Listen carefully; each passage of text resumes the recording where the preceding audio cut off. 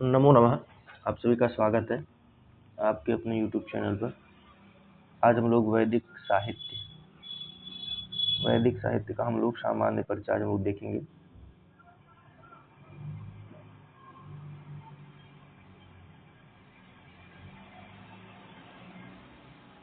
हाँ ठीक है, तो हम लोग आज वैदिक साहित्य देखेंगे।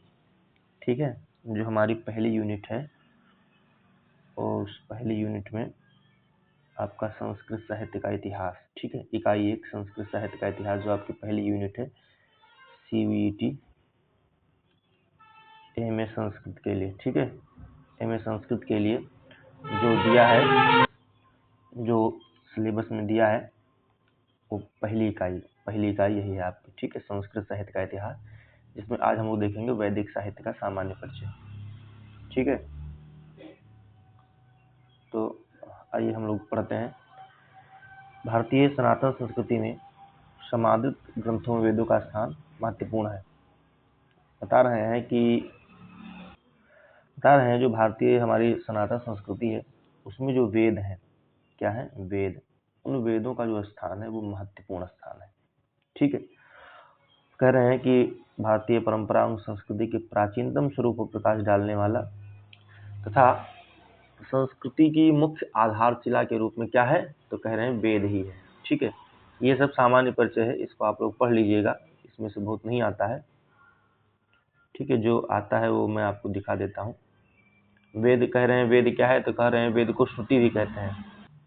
अच्छा, वेद को श्रुति इसलिए कहा जाता है क्यों, क्योंकि कह रहे हैं कि जो प्राचीन समय जो था हमारा, जब हम लोग वेद का या कुछ भी हम लोग पढ़ते थे तो उसका केवल हमको श्रवण करते थे, लेखन इत्यादि का बहुत नहीं था। वेदों के पठन पाठन पर हमारे ऋषि मुनियों ने सदैव अत्यधिक बल दिया कि संपूर्ण मानव जाति का कल्याण जो है वैदिक मार्ग का अनुसरण करने में ही है।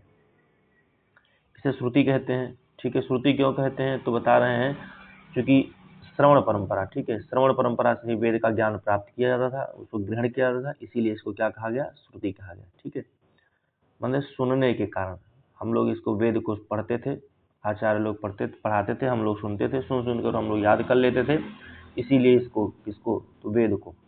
ठीक है, वेद को क्या कहा गया, वेद को श्रुति भी कहा गया। ठीक है, ब्रह्मा ने विराट पुरुष भगवान की वेद ध्वनि को सुनकर इसे प्राप्त किया। अन्य ऋषियों ने भी इस साहित्य को श्रवण परंपरा से ही ग्रहण किया। श्रवण परंपरा होने के कारण ये क्या कहलाई, श्रुति कहलाई। ठीक है, इतना यहां से ध्यान दीजिए। आगे हम लोग बढ़ते हैं। आपसे एग्जाम में ये लाइन यहाँ से पूछ लेगा कि पितृदेव मनुष्याणाम वेद चक्षु सनातनम। ठीक है, ये कहाँ की लाइन है, तो ये मनुस्मृति की लाइन है। किससे संबंधित है, तो वेद से संबंधित है। ये आपसे ये लाइन पूछ लेगा, इष्ट प्राप्ति अनिष्ट परिहारयो हो अलौकिकम उपायम योग ग्रंथो वेदयति सा वेदा। ठीक है, इष्ट की प्राप्ति कराए और अनिष्ट का परिहार करे और लौकिक नहीं अलौकिक उपाय बताए। अस्मिन लोके न विद्यते सायो अलौकिक, जो इस लोक में विद्यमान नहीं है वही अलौकिक है। तो ये लाइन देकर पूछेगा कि ये लाइन किसकी है, तो आचार्य सायण के अनुसार है। ठीक है, ये लाइन आचार्य सायण ने दिया है और ठीक है, इसकी हिंदी ये ऊपर लिखी है, आप लोग देख लीजिए। उसके बाद अधिक प्रातिशाख की व्याख्या में एक आचार्य विष्णुमित्र, उन्होंने वेद का अर्थ क्या किया है, विद्यन्ते ज्ञायन्ते लभ्यन्ते एभिर धर्मादि पुरुषार्था। ठीक है, धर्मादि पुरुषार्था इति वेदा। ये लाइन आपसे देकर पूछेगा कहाँ की लाइन है, तो आप बता देंगे ये लाइन अधिक प्रातिशाख की है और किसने कहा है, तो विष्णुमित्र ने कहा है। ठीक है, ठीक है, इतना आप लोग देख लेंगे। फिर यहाँ से ये लाइन पूछ लेगा कि मंत्र ब्राह्मणयो वेद नाम ध्येयम, ये किसने कहा, तो आप स्तंभ की परिभाषा सूत्र में आया है। ठीक है, मनुस्मृति में कहा वेदो अखिलो धर्ममूलम, में तो सभी लोग जानते ही हैं। ठीक है, ये सनी संस्तम वेदा, ये भी कोई मतलब नहीं है, नहीं पूछेगा। अब हम लोग देखते हैं आगे क्या है जो एग्जाम में पूछता है, वो बता रहे हैं। यहाँ से देख लीजिएगा, महर्षि पतंजलि ने कहा है षडंग वेद का अध्ययन करना है ब्राह्मण के लिए अनिवार्य धर्म बताया है, कहा वो अनिवार्य है, ब्राह्मण निष्कारणेन धर्म षडंगो वेदो अध्ययोगेश्च। ये आप जब महाभाष्य पढ़ेंगे, क्या पढ़ेंगे, महाभाष्य, तो महाभाष्य में आया, देखिए महाभाष्य प्रथम आहनिक, महाभाष्य के प्रथम आहनिक में है। ठीक है, यहाँ से भी आपसे अगर ये लाइन देकर पूछ ले कि कहाँ से है, किसने लिखा है, तो महर्षि पतंजलि जी ने लिखा है। कहाँ से है, तो महाभाष्य से है। ठीक है, महाभाष्य से है, महाभाष्य के प्रथम आहनिक से है, महाभाष्य से है और महाभाष्य के प्रथम आहनिक से है ये लिखा है। चलिए, यहाँ से वेदों की संख्या सभी लोग जानते हैं कितनी है, तो वेदों की संख्या 4 है। ये लाइन इंपॉर्टेंट है। ऋग्वेद, यजुर्वेद, सामवेद, अथर्ववेद। ठीक है, आगे वेद शब्द की व्युत्पत्ति एवं अर्थ, आप लोग इसको देख लीजिएगा। वेद शब्द की व्युत्पत्ति अर्थ ये एग्जाम में नहीं पूछता है, जानकारी के लिए आप लोग इसको देख सकते हैं। ठीक है, पढ़ लीजिएगा स्वतः ही। आगे चलते हैं।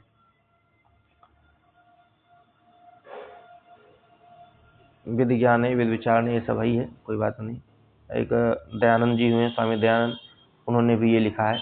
ये बहुत पूछेगा नहीं एग्जाम में, फिर भी आप देख लीजिएगा। वेद के लिए कुछ शब्द भी प्रयोग किए जाते हैं, क्या क्या, वो ये है श्रुति, निगम, आगम, त्रयी, छंद, आमनाय और स्वाध्याय, ये सब वेद के लिए शब्द प्रयोग किए जाते हैं। वेद का काल विभाजन, सबसे बड़ी और जटिल समस्या तो यही रही है, काल विभाजन इसका। ठीक है, कि ये कब के हैं, इनका निर्माण कब हुआ है, क्या हुआ है, अच्छा इनको किसी ने रचा है कि नहीं रचा है। जब काल विभाजन करना शुरू हुआ तभी इसका मतलब है कि किसी ने वेदों को लिखा है। ठीक है, वेदों को किसी ने लिखा है। लेकिन जो भारतीय परंपरा है, भारतीय परंपरा कहती है कि वेद को किसी ने लिखा नहीं है, बल्कि ये स्वतः ही लिखे हुए थे, बस ऋषियों ने इनका दर्शन किया और लिपिबद्ध कर दिया। लेकिन जो पाश्चात्य जगत है, पाश्चात्य जगत कहता है नहीं, वेद को लिखने वाला कोई ना कोई व्यक्ति होगा, आदमी होगा, आचार्य होगा। ठीक है, ये पाश्चात्य वाले मानते हैं।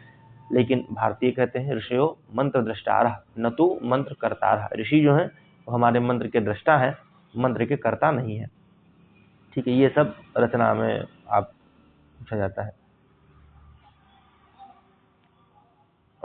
इसको देख लीजिएगा, ये बहुत कोई इम्पोर्टेंट नहीं है।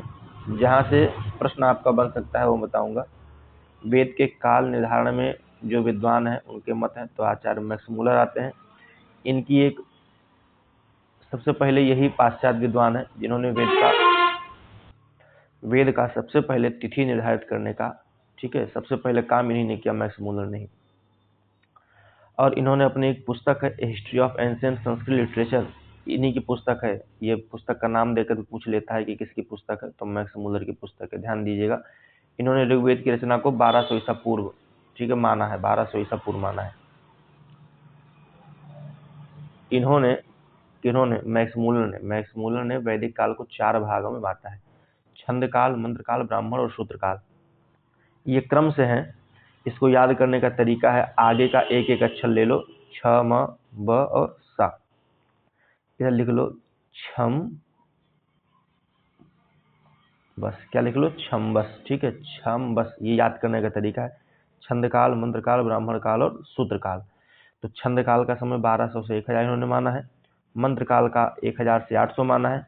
फिर आपका जब ब्राह्मण काल आएगा तो ब्राह्मण काल को माने हैं 800 से 600 और शूद्र काल को माने हैं 600 से अब तक। ठीक है, अभी आगे दिखा रहे हैं आपको, ये देखिए आपका ब्राह्मण काल 800 से 600 माने हैं, शूद्र काल 600 से 200 तक माने हैं। ध्यान दीजिएगा, ये जो है ब्राह्मण काल, ये और इसका जो ये समय है, ठीक है, कि ये ब्राह्मण काल का ही समय है, ये शूद्र काल है, शूद्र काल का ही समय है। ठीक है, ये सब ध्यान दीजिएगा, एग्जाम में यहाँ से प्रश्न पूछ सकता है, आपसे पूछ लेगा कि शूद्र काल दे देगा, ब्राह्मण काल दे देगा, उधर का आपका छंद काल दे देगा और मंत्र काल दे देगा। ठीक है, तो कहेगा कि मंत्र काल का कौन सा सन है, मिलाने के लिए दे देगा, या छंद काल ऐसे से दे देगा ऑप्शन, छंद काल, मंत्र काल, ब्राह्मण काल और सन दे देगा, आपको कहेगा मिलाइए। ठीक है, तो इसलिए आप ध्यान से इसको याद कीजिएगा। अभी इसी प्रकार अभी आगे एक और आते हैं, उनका भी है ऐसे ही। ठीक है, वो भी 4 भाग में बांटते हैं, तो वो भी है। फिर कह रहे हैं कि प्रारंभ में यह जो मत था इनका बहुत प्रचलित हुआ, किंतु 1400 ईस्वी में बोगाज कोई के शिलालेख की प्राप्ति के बाद यह मत हमेशा के लिए क्या हो गया, ध्वस्त हो गया। और 1890 में एक पुस्तक ये भी है, देखो, फिजिकल रिलीजन, भौतिक धर्म नाम की पुस्तक है।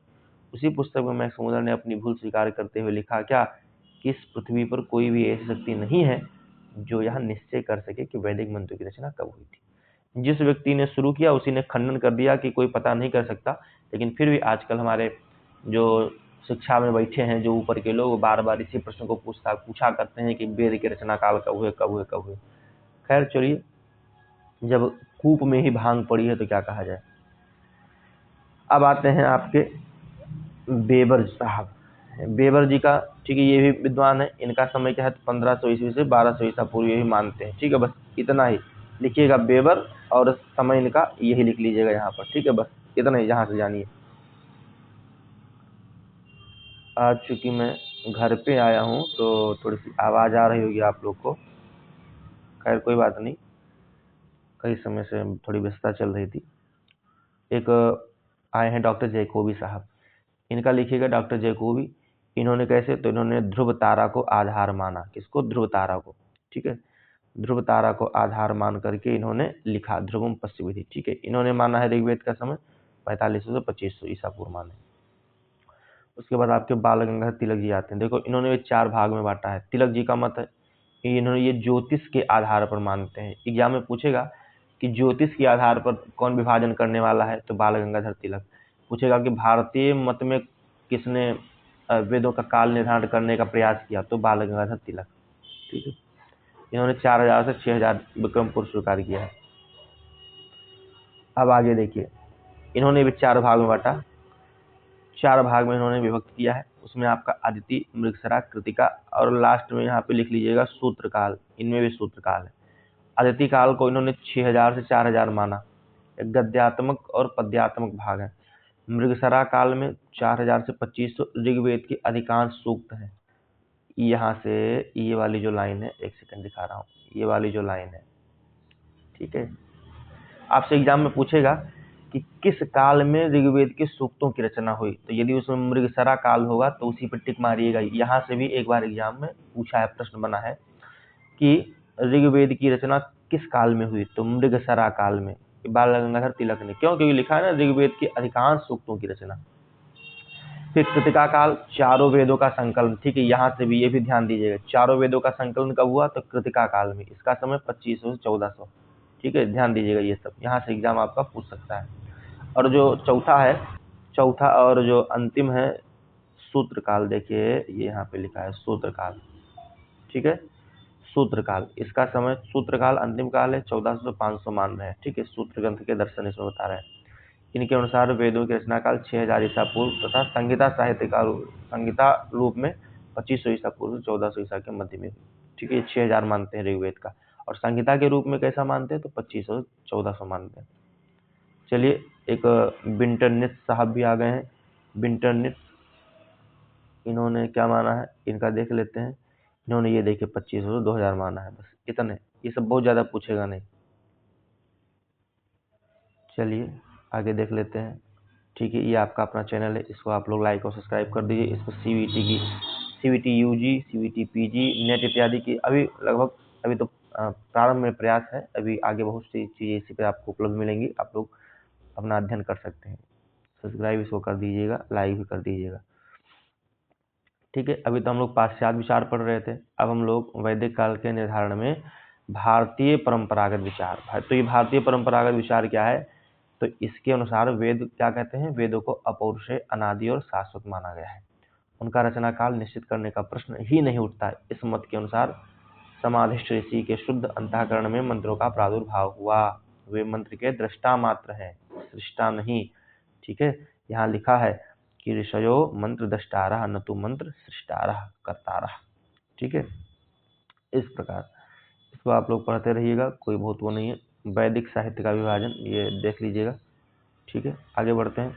वैदिक साहित्य का विभाजन, इसको 4 भाग में बांट रहे हैं वैदिक साहित्य को। वैदिक संहिताएं, फिर आपका ब्राह्मण काल आएगा, ठीक है। ये देखिए, फिर आपका आ गया, क्या आया, तो आपका ब्राह्मण, आरण्यक, उपनिषद, सब जानते हैं। वैदिक संहिता, वैदिक संहिता को 4 भाग में बांटा, ऋग्वेद, यजुर्वेद, सामवेद, अथर्ववेद संहिता, ठीक है। ये सब हो गए हैं। और ये जो 4 संहिताएं हैं, इन चारों संहिताओं के ऋत्विज भी क्या है, क्रमशः होता, अध्वर्य, उद्गाता और ब्रह्मा होते हैं, ठीक है। ऋग्वेद के आपके होता हो गए, यजुर्वेद के आपके अध्वर्य हो गए, सामवेद के उद्गाता हो गए, अथर्ववेद के आपके ब्रह्मा हो गए, ठीक है। यहाँ से आप लोग ऋग्वेद होता, यजुर्वेद अध्वर्य, सामवेद उद्गाता, अथर्ववेद ब्रह्मा, ठीक है। ये 4 आपके वेद हैं, चारों का ये होता है। वैदिक पाठ कितने प्रकार के बता रहे हैं, तो वैदिक पाठ 2 प्रकार के बता रहे हैं। एक प्रकृति पाठ, दूसरा विकृति पाठ। प्रकृति पाठ में संहिता, पद, क्रम पाठ, ये क्रम से 3 प्रकार के होते हैं। और विकृति पाठ जो है वो विकृति पाठ कितने प्रकार के, तो विकृति पाठ 8 प्रकार के होते हैं। अच्छा, उनको विकृति क्यों कहते हैं, तो कह रहे हैं वेद के मंत्रों के उच्चारण तथा उनकी सुरक्षा के लिए अनेक उपाय अपनाए गए हैं। उन्हीं उपायों को क्या कहते हैं, विकृतियां कहते हैं। ये इनकी संख्या कितनी है, 8 है। जटा, ये देखो पहली संख्या है और ये 5वीं संख्या है, इसलिए जटा और ध्वजा मत याद कीजिएगा, क्रम से बता रहे हैं अभी आपको। जटा, माला, शिखा, रेखा, ध्वजा, दंडो, रथो, घनः, अष्टा विकृतिः प्रोक्ता क्रम पूर्वा महर्षिभिः। ये लाइन याद कर लीजिएगा, जटा, माला, शिखा, रेखा, ध्वजा, दंडो, रथो, गणः, अष्टो विकृतिः प्रोक्ता क्रम पूर्वा महर्षिभिः। पहला है जटा, फिर दूसरा है, पहला हो गया जटा, दूसरा हो गया माला, तीसरा हो गया शिखा। देखिए माला, शिखा, रेखा, आगे उधर अभी हमने देखा ही था जटा, ठीक है, जटा लिख लो ऐसे, जटा, माला, शिखा, रेखा, फिर ध्वजा, उधर हम लोग देखें ध्वजा, दंड, रथ, घन, ठीक है, यही है जटा, माला, शिखा, रेखा, ध्वजा, दंडो, रथो, घनः, अष्टो विकृतिः प्रोक्ता क्रम पूर्वा महर्षिभिः। ठीक है, ये लाइन याद कर लीजिएगा। अब हम लोग वैदिक संहिता पर चर्चा करेंगे, इसको देख लीजिएगा वैदिक संहिता। ठीक है, वैदिक संहिता में हम लोग आपको ऋग्वेद इत्यादि अगले लेक्चर में हम लोग पढ़ेंगे।